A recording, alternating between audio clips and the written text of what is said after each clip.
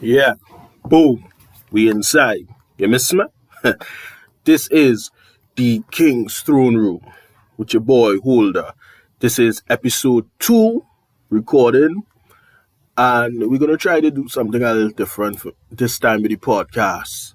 We're gonna actually talk about something that going on, something that is breaking news. As of yesterday, the needles have gone out. That's right. COVID-19 needles have gone out, people. The vaccine has hit the beautiful shores of Trinidad and Tobago. Essential workers get shook first. And, I was outside there and, I was outside hanging out and I went, to the health clinic, not to get injected, but that some other business. And I was hearing them talking about, I was like, what are you talking about? That couldn't happen now. But yes, it has happened. No, for now. The needles have reached the beautiful shore of Trinidad and Tobago. And now we have a situation where it's either you get choke or you get buck. You understand? Because the way that we deal in the, as our fellow Facebooker would say, the beautiful republic of communism and terror that is now unfortunately known as Trinidad and Tobago. Now, I know some of you liberals and some of you soft hearts are saying, well, you shouldn't get on like that. You shouldn't be moving so, because Trinidad is a beautiful country. It was a beautiful country till these bitches got their hands on it and ruined everything. Completely tore everything to pieces. Yes, they did. They didn't make no hesitation, stick. They didn't give a fuck what they did to this country.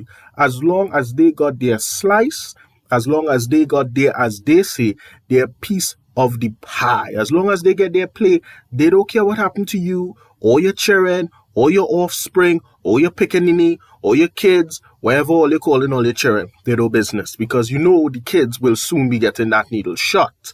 Yes, they will. Now, looking at it from a foreign perspective, looking around the world, we have to ask ourselves, is this vaccine safe for the people of Trinidad and Tobago? Can this vaccine that they're releasing into the atmosphere, into the country, into the world, so to speak, is this vaccine really safe for the people of our republic? And what happens if we don't take the vaccine? What happens to the people that refuse to take it on either religious grounds, or they might just not want to take a vaccine at all? A vaccine that normally science would tell you takes at least 10 years to make. But nobody looking at how this whole bacchanal happened. When the coronavirus first happened, we took it as a joke, a passing cloud, a flu, a flukes that couldn't affect anything in the wider aspera of the world. Now look at it. It shut down parties, it shut down movie premieres, it shut down the mighty Hollywood, it even shut down Carnival. Yes. The fetting and whining event for 2 days going mad in Trinidad and Tobago has been stopped by this Chinese-born virus. But no one is asking the question, how it even get out in Wuhan? And if you look at the world now, the most funny thing is that the lowest rated place for the COVID-19 virus is China. I can't make up that. I'm not that good and I'm not that creative to make that up. These people are playing games with us. Games, and more games. So just take a listen and think as I talk about this and break it down in the second episode of my podcast. Breaking news, well, this is not a joke. This is not a game or a play or play on words. You're going to have to get injected. Will you, listening to this podcast, be getting that COVID-19 injection? I mean, you have to look at it from every angle. You have to look at it from every point of view. You have to look at it from every single angle, every point of view. You understand? Is it that if you don't take the injection and you don't take your choke, you're going to get in trouble? You're going to take what you have built over this is a country of democracy. So what happens when the people of Trinidad and Tobago, if they do rise and say, we don't want this vaccine, we don't want this, we don't want to do this thing because we don't like it, we don't want it, we don't need it, and we're not favoring getting injected by a substance that, do we know if this has been tested? Do we know how effective this is? And if they want us to take this injection, I would like to see some government minister, Chiren and herself, be injected with the COVID-19 vaccine also. Because we all living in the same country, we all under the same strain, pain, and we do want the vaccine.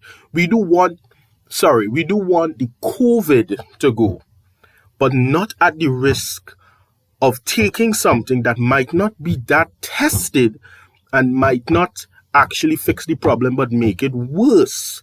Now, with all of the things that have been happening in Trinidad and Tobago since this come out, the cabin fever, the everything, people are slowly, mental health in Trinidad is deteriorating at a rate never before seen in the country of Trinidad and Tobago.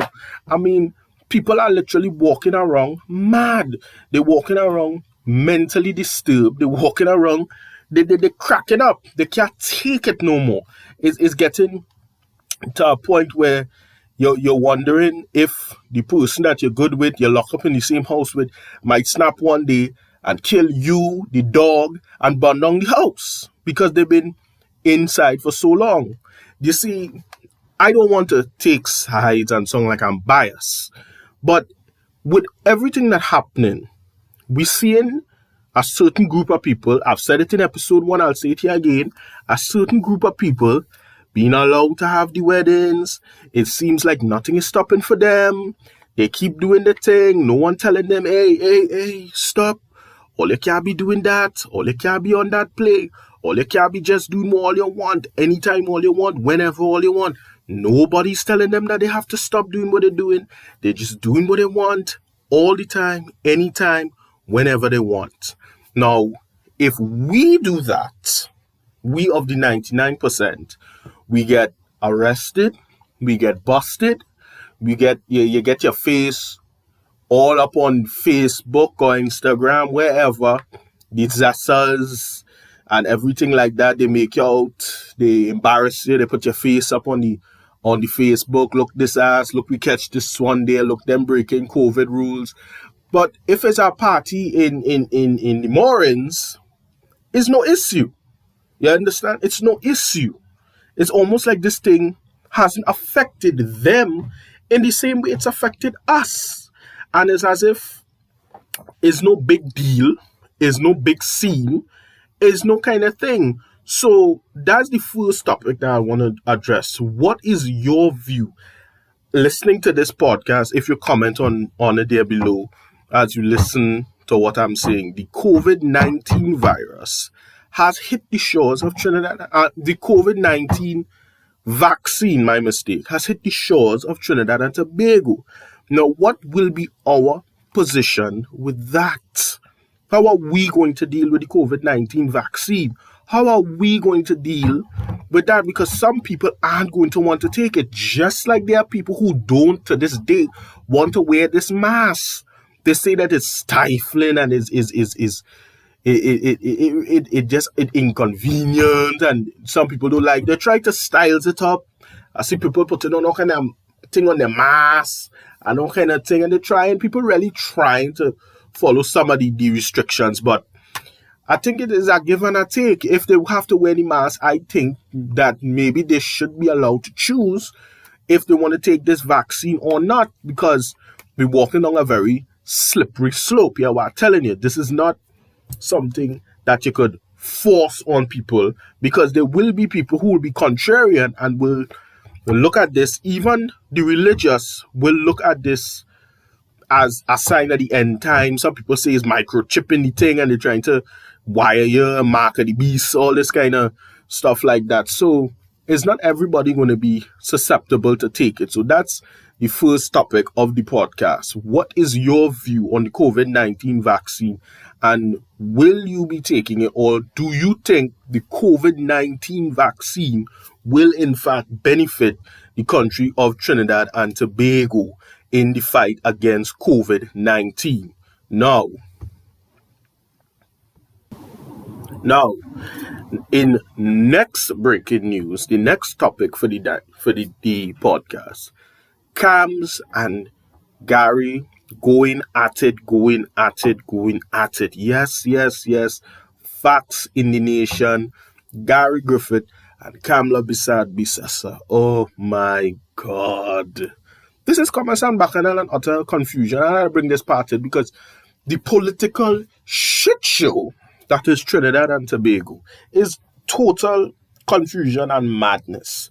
Now, while I don't myself mix up too much in the politics and the whole thing, because I know at the end of the day, ain't much really gonna change. We still had to go to work, alright, people? But the focus on the little petty back and forth bacchanal, when we have real issues going on in this country, in Trinidad and Tobago, isn't something that most of us really care about. Nobody cared that you and he had a little back and forth, because at the end of the day, these people live a different life than most of the people who they're over.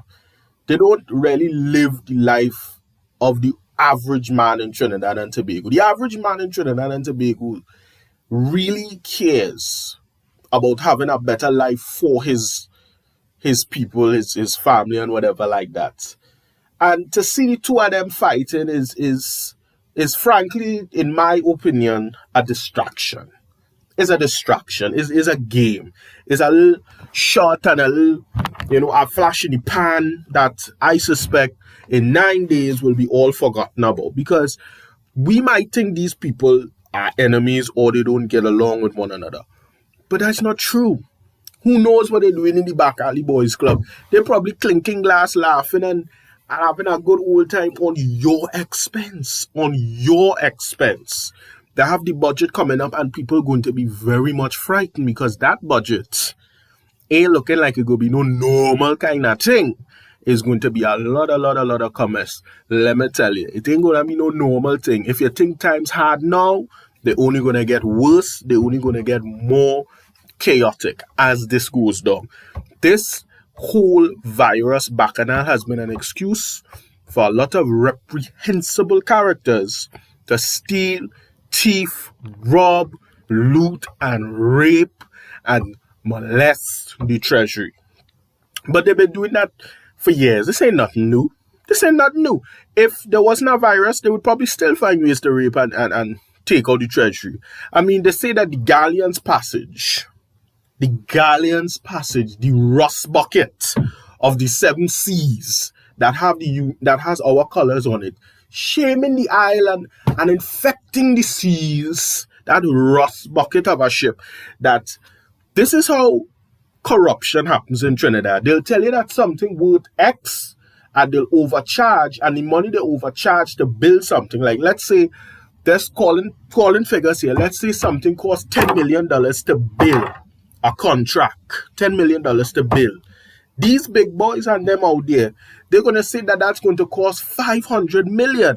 And the few corrupt politicians they have in their pocket, they're going to do that. They're going to put that price there. And they're going to slice it off, and everybody going to get a kickback or a pay or a play. So everybody's involved. When it comes to the corruption, everybody's involved. You understand? Our next door neighbor is Venezuela. This is a transshipment point for a lot of the cocaine and all the corrupt, all that to go all over the place. This is just a hub. To us, it's an island. To them, it's a warehouse. This is a warehouse where they hide the stuff.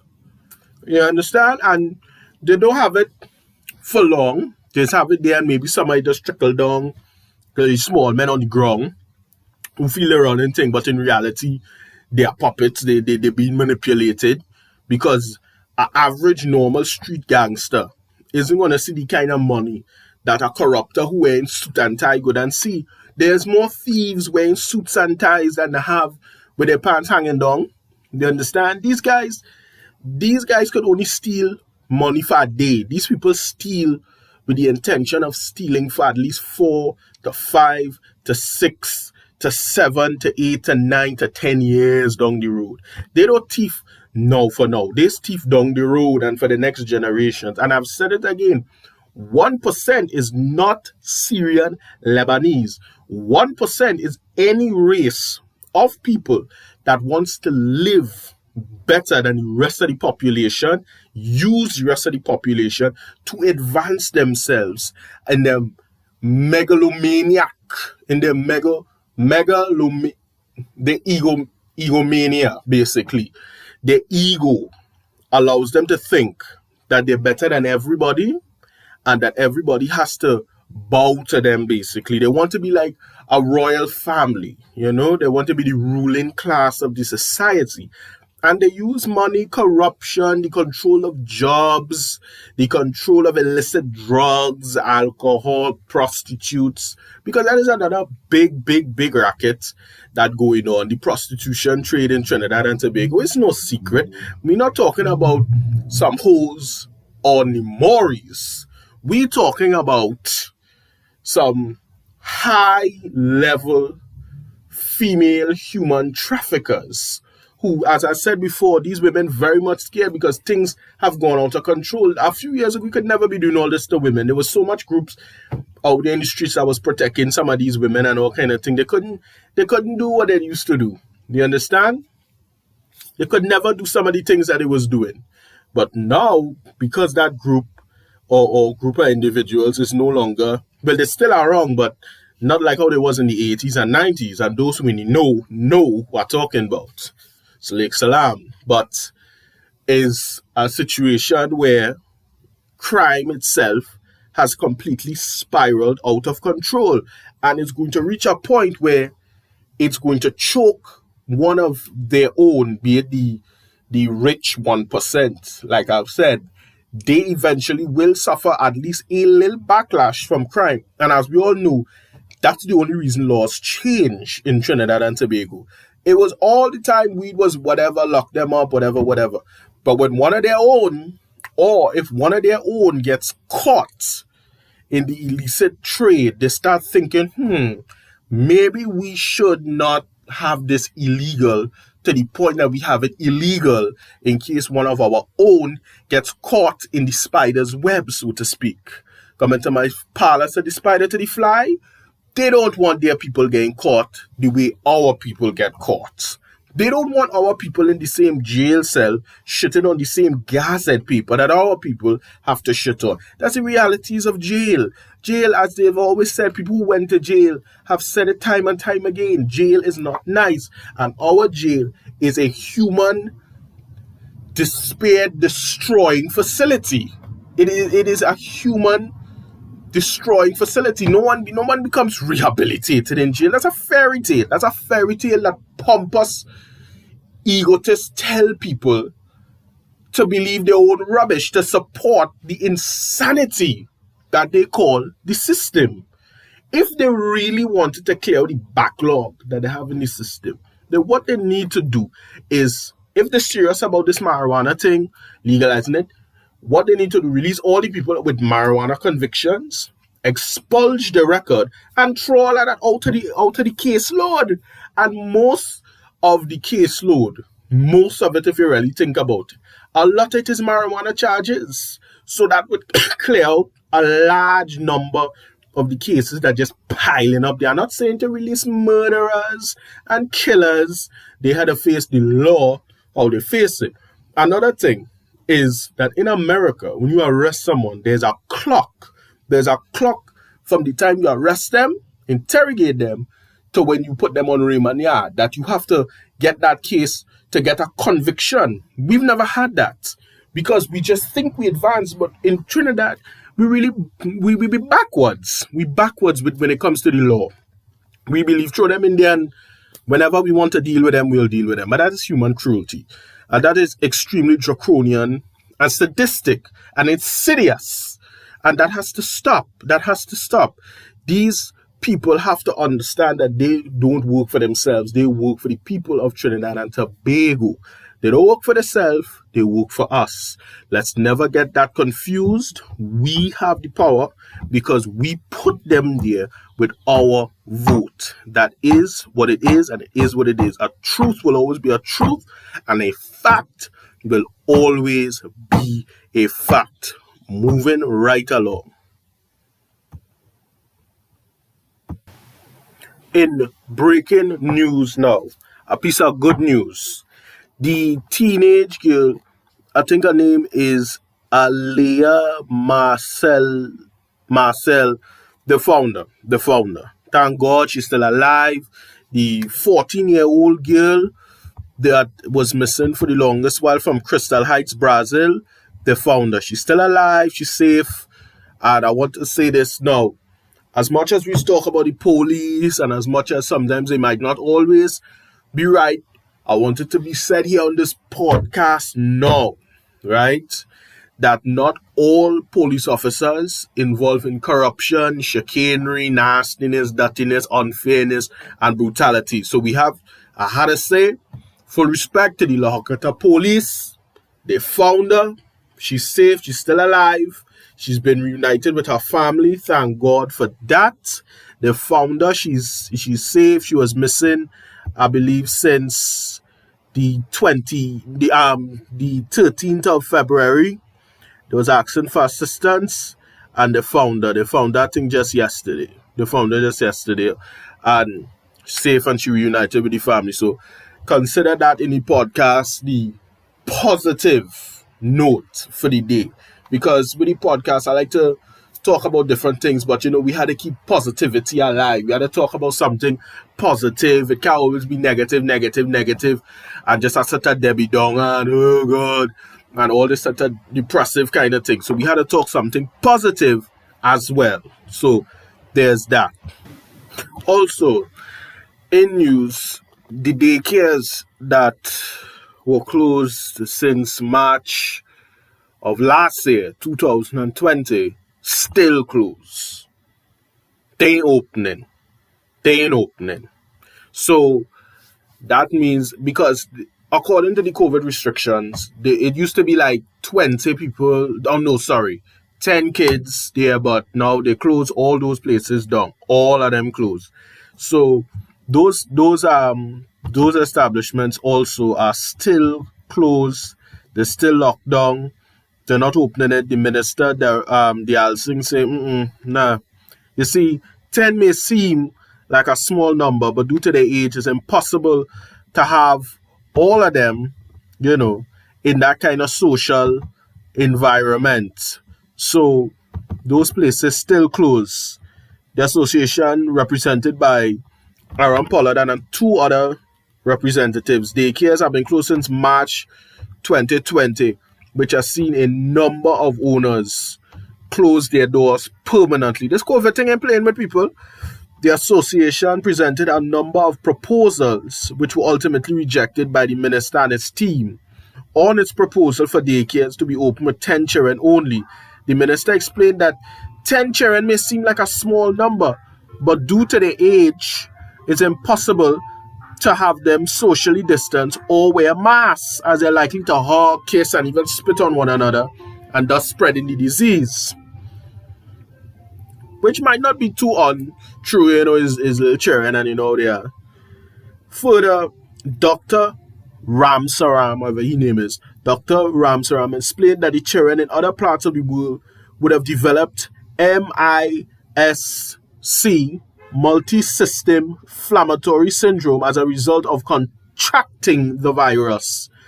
The condition causes the heart, lungs, blood vessels to become inflamed and require intensive care for up to 2 months. Lord Jesus, Papa Jesus, come down.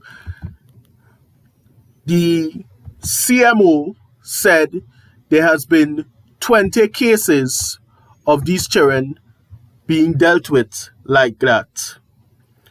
The minister registered his concern that once these places are reopened, that the numbers would increase, and the ministry not willing to take that risk. Dr. Hines said officials are aware of the fact, and in some daycares operating, that some daycares are in fact operating in hiding. That wouldn't surprise me. The streets had to eat. But this is in small numbers, which would spike if the government were to say, all right, open them back. So basically, people running underground daycares right now. Because, with everything going on, as I say, streets had to eat. The panel advised that even though they sympathize with the plight of daycare owners, they don't, but okay, that's cute, and employees, it is a management risk that they don't feel comfortable taking at this stage of the game. Yeah, okay, but they'll allow weddings for certain prominent businessmen's sons and daughters, but they wouldn't allow this. Things that make you go,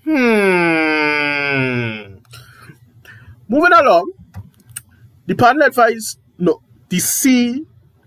CMO advised the association to draft a list of suggested guidelines in preparation for the safe reopening of daycares, which he promised to review and make recommendations and additions. Additionally, the minister advised, hold on, the minister advised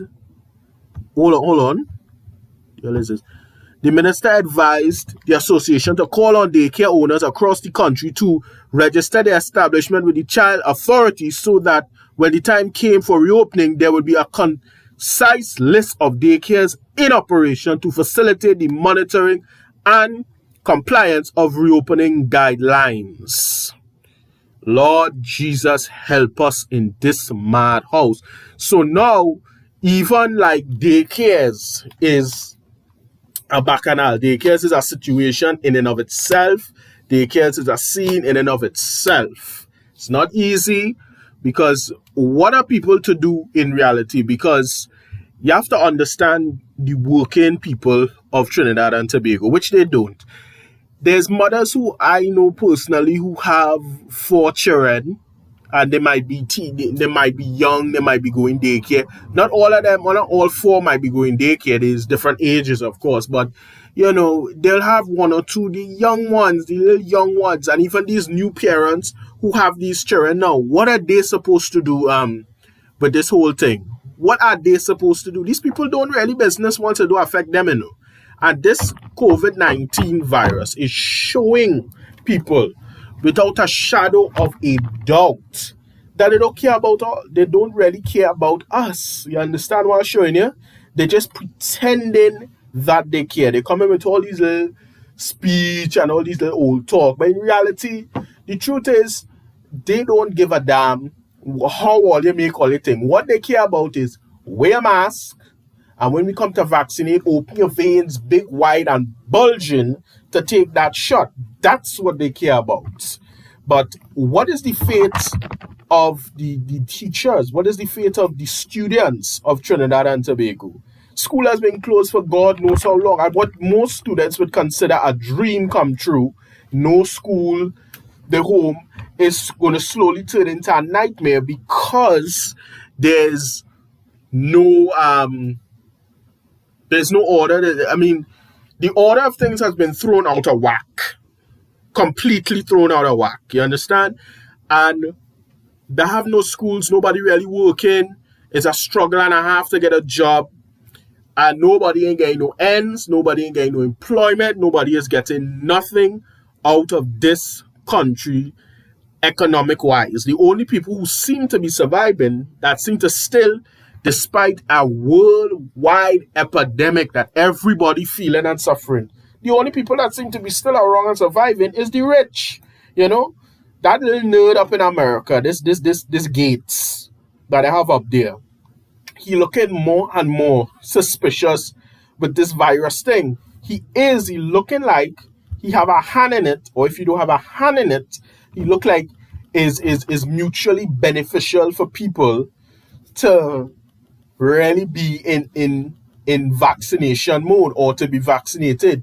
There was something that I researched on the internet that I have to share with all you, where they say that it's to keep the population of the world at a certain number, meaning we had to kill some people. We had to literally take some people out by hook or by crook. However, we had to kill them. We had to kill them. Whether they all had to get bombed out, whether they had to get killed, whether they had to get burnt to death, whatever had to happen to those people had to happen to them people. You understand? And that's just what it is. They gotta go. You understand? Because the earth, they believe, is too much people on the earth, And it's become to a point now where it's so much people living on this little spinning dot in the world that we call planet Earth that they can't deal with it, and they wanted the numbers to go down.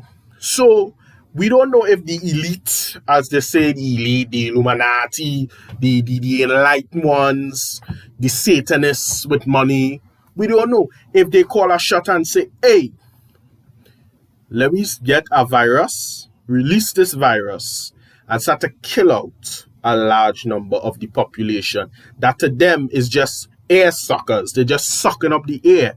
They have no purpose. They're sucking up the air. Time to take them out. Time to take them out, you know? And it getting really, really sad. But I do believe the darkest, that is bright, it is darkest before the dawn.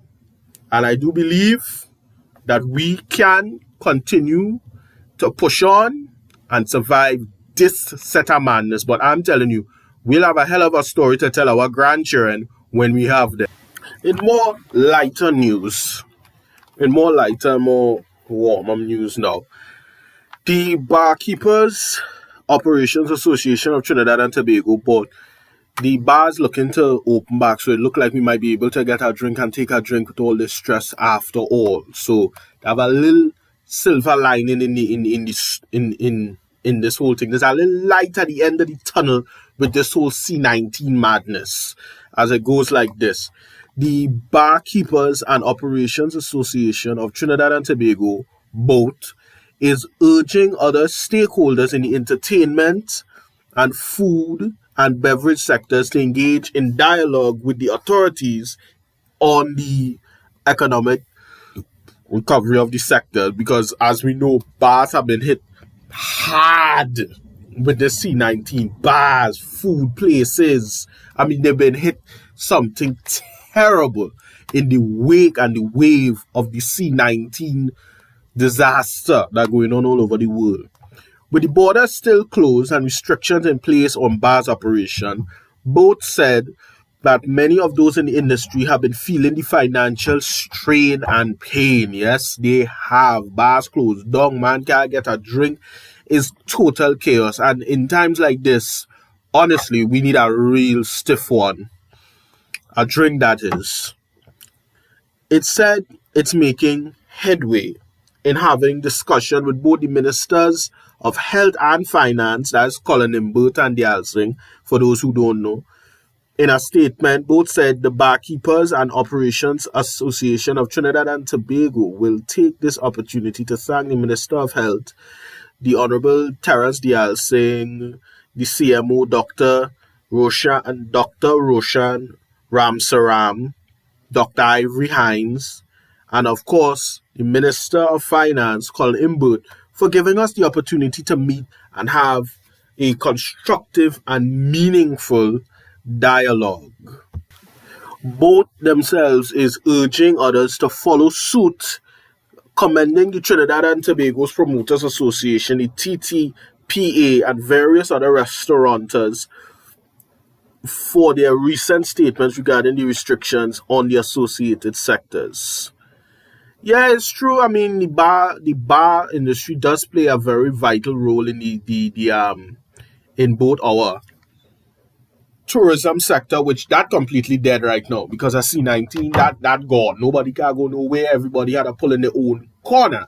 And I don't know when tourism will open back, because contrary to popular belief, even if we manage to get a cure for C-19, which it looks like that might be a little longer than people expect, because people they want to take this thing, the vaccine, and with good reason. We don't know. I mean, we need to see some ministers take it first. We need to see some big wigs take that injection, watch and see what happens for a little while.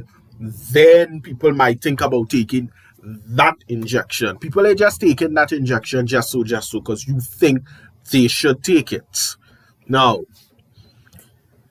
the bar industry does play a crucial role in our culture. It's been culturally known for Trinis on a Saturday or on a Sunday night to go to the bar and take a drink and relax. You know, they have all kind of different bars being from Trinity myself, J. Malone's was the spot, but that probably closed down. That probably gone, you know.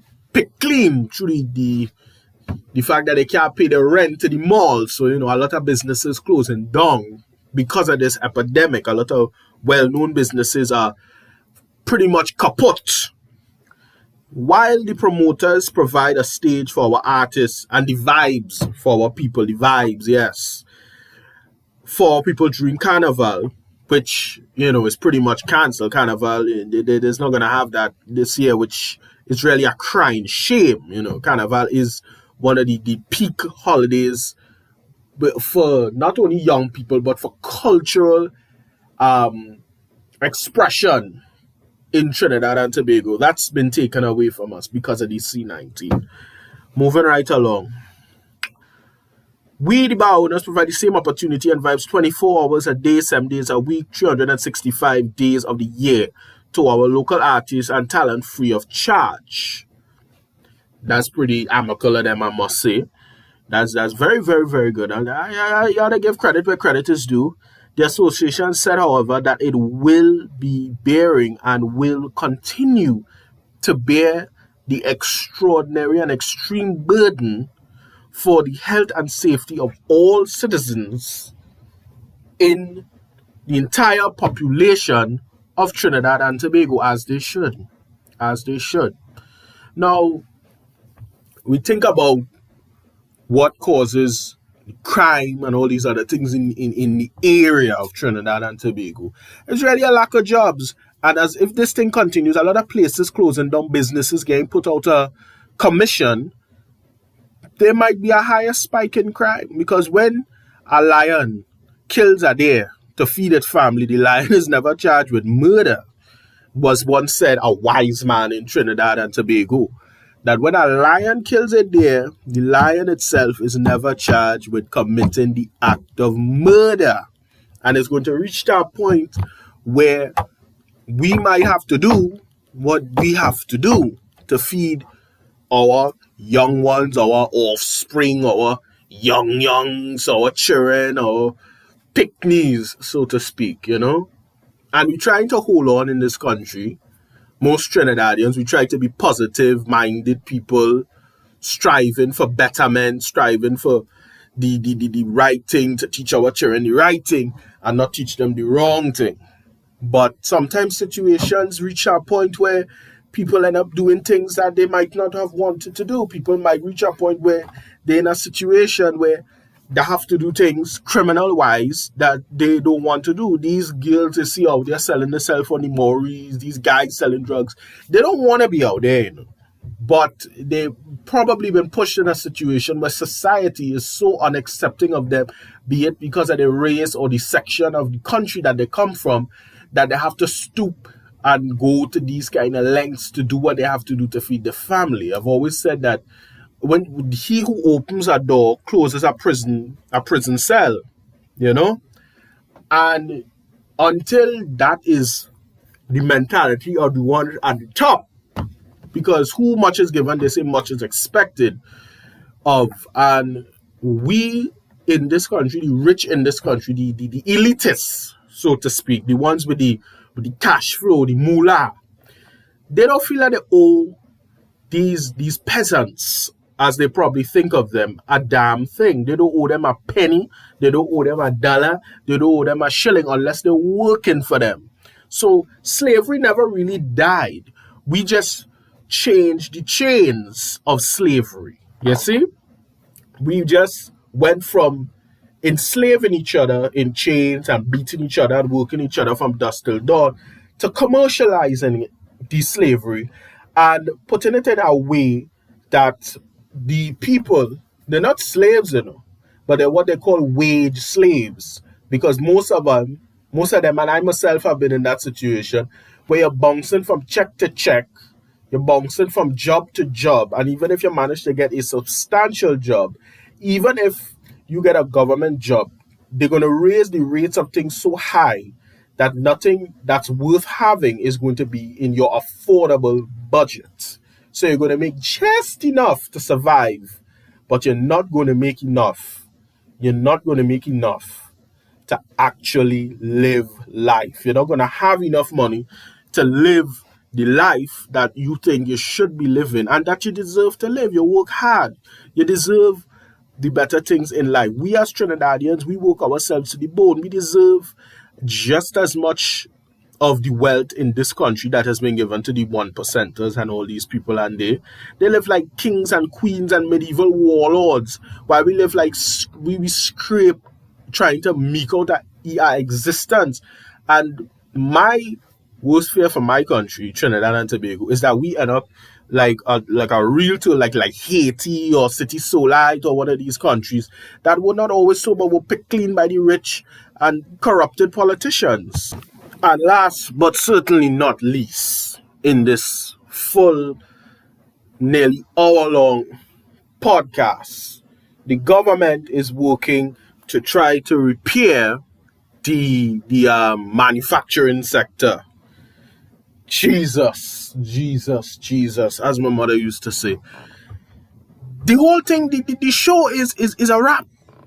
We in a kind of mad state, and I think everybody trying to do as much as they can. Now, the article itself says the Minister of Trade and Industry is encouraging emerging signs of resurgence in the manufacturing sector, noted by Republic Bank of Trinidad and Tobago, CBTT. This is positive news, which it really is. It's positive news now that the government is trying to rebuild the manufacturing sector and mostly the wider private sector. It's doing everything it really can because, as we know, if you study anything with economics in Trinidad and Tobago, you'll know that our manufacturing sector in Trinidad and Tobago is actually the third highest contributor to our country's GDP, that is gross domestic product. And we really need this to kind of stay afloat, because if this does in fact crash and go to the ground, we are pretty much going to be in Schitt's Creek. We're pretty much going to end up a lot like people talk about third world countries, but Trinidad is not a third world country. Trinidad is a country that may seem third world, but with the ambitions to be first world. If you look at some of the things we try to do, our problem is the systemic corruption from the top, not the goons, not the goontas on the ground. No, not them. You understand? That's a problem that could be easily fixed if you give the places, these hotspots that I was talking about on the last episode, hope, opportunity, chance, a little understanding, instead of discrimination, gunshot, bullets, and a quick trip to the morgue, then maybe things would be different. But we don't do that because we don't care about them. We don't care about them. You understand? We see them as the enemy. So, the mentality of most of them who big in the dance, the one percenters, is we'll eat with the best of them, which is us, and gunshots at the rest of them, which is gunshots for them. You see, we think that the goon business is only operating these, what is called slums or the ghetto, so to speak. But that is not true. That's not true at all. It's really the ones on high that plan all the criminal activities, and they stay like the invisible chess masters while everything goes to their liking as they've planned. They are the men behind the curtain. Them is the men that really running the show. We are just people who suffer the consequences of their machinations, so to speak. And it goes on and on and on. The game don't stop because you want it to stop. The game continues and goes on and on and on. It don't stop because you think it should stop. It goes on and will go on until we as the people finally put a stop to it. Now, not to get backtracked here, back to this story that I was reading about the government trying to reestablish or revise the manufacturing sector, which is pretty much dead on its ass, but they're trying to bring it back to life. Now, the ministry pledges to build positive development and will continue to work closely with the manufacturing sector to transform the economy. The government has allotted $50 million to the sector for the fiscal 2021 for an overseas market development and exporting promotional facilities to assist manufacturers in the boost of exports in the traditional and new export markets, meaning whatever traditionally made a lot of money for Trinidad, be the other products and all those other stuff, whatever Trinidad has that's a national resource, speaking of which, we have too much things in this country that we don't take advantage of. We have, I believe, the second hottest pepper. And by the way, breaking news, they've allowed women now, I hear, to have pepper spray. Now they could take this, a good thing, and spin it even better because we have the second hottest pepper, scorpion pepper. You could use that in a way to help make the pepper spray. I believe you could use that to make the pepper spray, which would be even more effective because anybody who's eaten a scorpion pepper had the unfortunate thing to eat that. You know, they probably still remember the burning sensation through the entire body, like fire enter the flesh. So imagine that power hitting a potential human trafficker, rapist, or sodomite directly in his eyeball corneas. I have no sympathy for them. Personally, baby girl, if you're trying to rape you and you have the pepper spray, go strong. Burn the eyeballs out. Burn them clean out. He must feel that because he wanted you to feel something too. Suffering and torture. He wanted to take you and do you God knows what. So you have to do the Lord's work and burn the nignog or whoever the guy is that's trying to take you. And I think that they need to start watching some of these. Now, I'm not saying all taxi drivers involved in it, but there should be some kind of registration for taxi drivers or something. So they've been trying that for years, but that is a whole nother story for a whole nother time.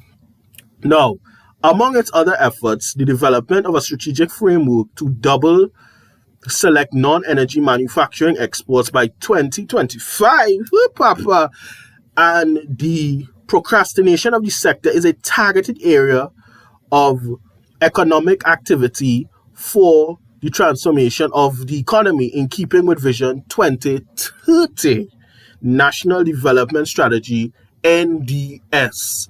Yes.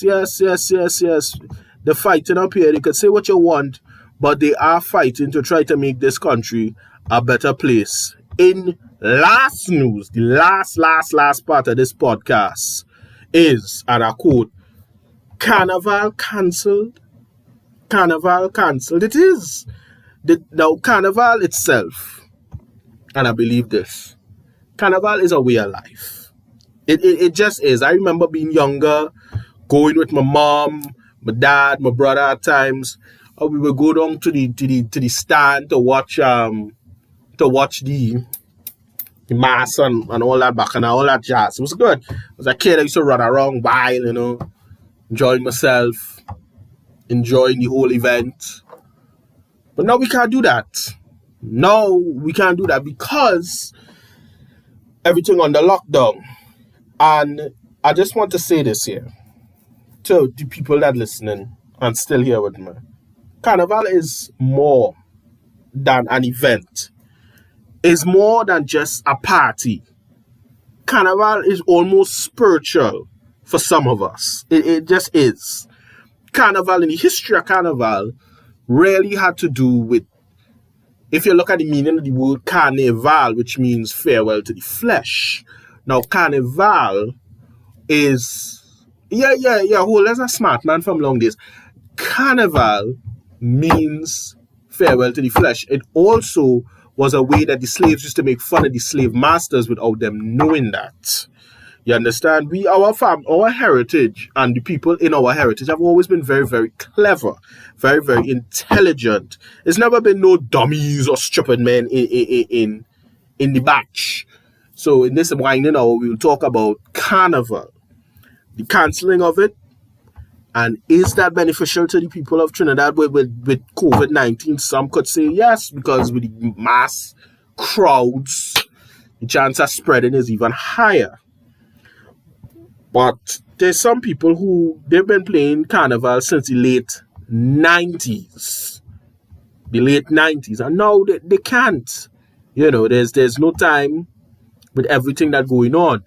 The COVID-19 epidemic has given us space in the almost flawless reign of carnival in Trinidad and Tobago. You could be a high court judge in a bejeweled bikini at that time. You could be from any walk of life. That was us as a one. Fetting, partying, enjoying life, taking a wine here. You could see the fittest man whining on the fattest woman, and you could see vice versa. None of these things matter on the road, as Trinis would tell you straight. A vibe is a vibe, and a rhythm is a rhythm. Right? But I do believe that nothing horrible lasts forever, Trinidad. And we, as a country, have faced far worse than this. We have survived far worse than this. And we're going to survive far worse than this. They can't beat me. I still believe that God is a Trini. And in the immortal words of Patrick Manning, when it comes to COVID-19, we're going to beat it in the north, south, east, and the west. By the way, to the people in the west, Indigo Martin, we might not have water, which is a usual thing for us living up here. For oh God, where's the day, bro? For Thursday, they wouldn't have no water Thursday. Between 9 and 4, they wouldn't have no water Thursday. During that period, they wouldn't have no water Thursday. So, we should stock up now, because how that players be when they have no water in the house. That's a whole different kind of bacchanal. Now, talking about carnival in Trinidad, and the fact that I cannot believe, me personally, that not only was it cancelled, but I do believe a lot of people are going to be angry, because a lot of people eat off carnival. It's not just whining and gyrating and fetting. A lot of people have a lot of interest in carnival in a strange way. There's a lot of people who have stock and say in this carnival thing. It's not something that they just... It's a big money maker for people who make the costumes. I mean, you look at the Moko Chumbies, Kilimanjaro, all these guys, which I think Kilimanjaro is one of the best Moko Chumbi groups that have around. But they're not going to be able to display their natural talent this carnival. The people who make all the costumes and the masks, they're out of a job. They ain't getting nothing. They ain't getting nothing. You understand?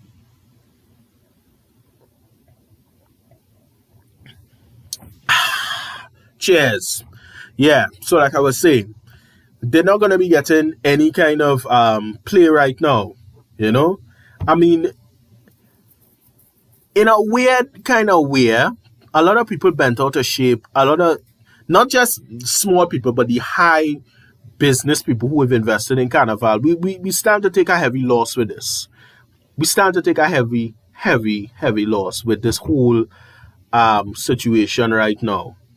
It's not something that is just normal, that we could just take that and move forward and say, well, it's just a normal thing, and it's just something that just supposed to happen because of the COVID-19 or whatever. But to me, describing carnival is a spiritual and psychic renewal.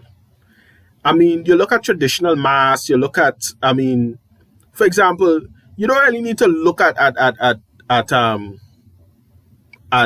what goes on with the National Carnival Commission when they bring out the whoop jabs, who there's the national, the annual ritual 40 days before carnival, the Blue Devil, the sailors, all these kind of people. And it's like they're not there this year. And it's going to be a very empty carnival. It's going to be really depressing to a certain degree. We have to be realistic at the same time, we really have to be realistic. A lot of these people that was big guys. We talking about, Peter Elias, and you're talking about David Dua. All of these guys, was big creative guys that created all these parades and all these kind of things. It looked like it would be very hard for them. Not even talking about the soca artists, forget about them. I mean, they have Marshall Montano making chocolate, so them boy and them in trouble. They have to go and look for a next hustle, because that hustle that they truly love, that is more than a hustle, has been temporarily closed off. But the streets are to eat, and real hustlers will eat regardless.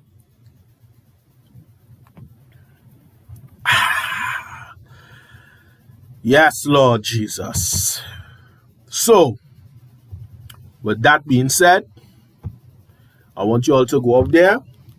With that being said, I want you all to stay close to family, pray, and try to see how much positivity we could get out of this whole situation that we're in. If you have to smoke something, drink something, hang out with your friends, your brethren, as you call them, your sister, cuddle up with your girl, your man, whatever you have to do, and try to get as much positivity out of this bleak and dark time that we're in. But know that at the end of it all, at the end of all of it, always remember that the darkest time in the night is right before the sun starts to rise and shine. And the sun will rise and shine on this world, on this country, and on this planet again. This cannot and will not continue for much longer in this country. Thank you for listening to my podcast. This has been The King's Throne Room, episode 2. We hope to do episode 3 in our timing very shortly. I appreciate you for staying so long and for listening. If you want, you can check my YouTube page, as well as my Facebook at Warren Holder. Also, The King's Throne Room. You'll see it as a picture of a red. It's the same picture that you will see pop up in the thumbnail. It's that same picture, a red throne, red and gold, and give it a listen, give it a like, tell me what you think. Suggestions are always welcome, and stay safe out there, Trinidad and Tobago and the rest of the world. God bless. This is from your boy Holder, and this has been The King's Throne Room, episode 2.